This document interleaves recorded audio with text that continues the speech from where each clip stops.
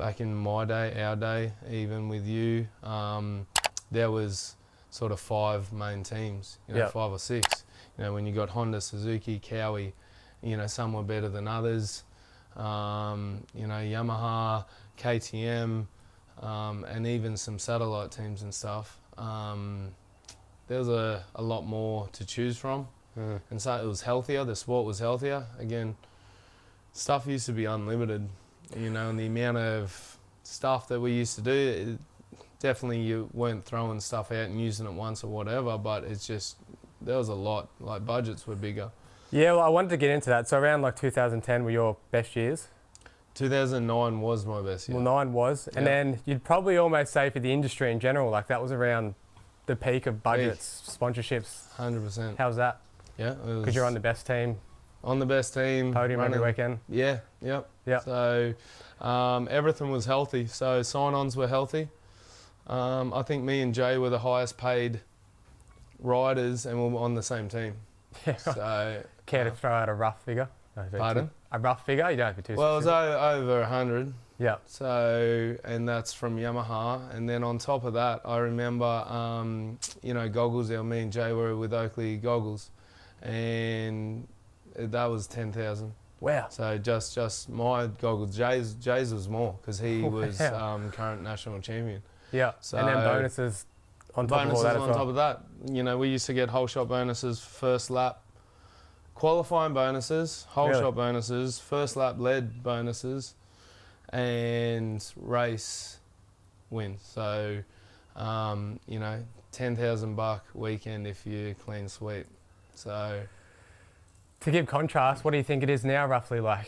If I you think were the bonuses are closer to that, but I don't know because I've been out of racing a lot and I don't get into that with too many. I'm not close with the top guys, but I think sign-ons ain't as much. And then when when the transition was happening, so it was at its peak and then it was coming down, I know sign-ons dropped massive. And I heard certain riders riding for big teams were riding for absolutely fuck all.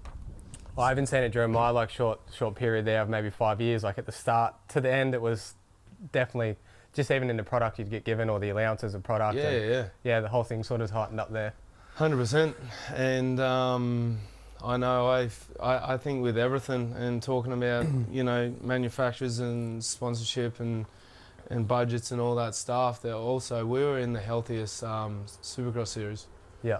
Spokes promotion ran the best organisation series that we were doing 8 to 10 rounds of Supercross a year. 4 of them were indoors. You'd always have the outdoor ones at the start, whether it was and it was kind of like in America where Anaheim's always around one. Yeah. This track, that track.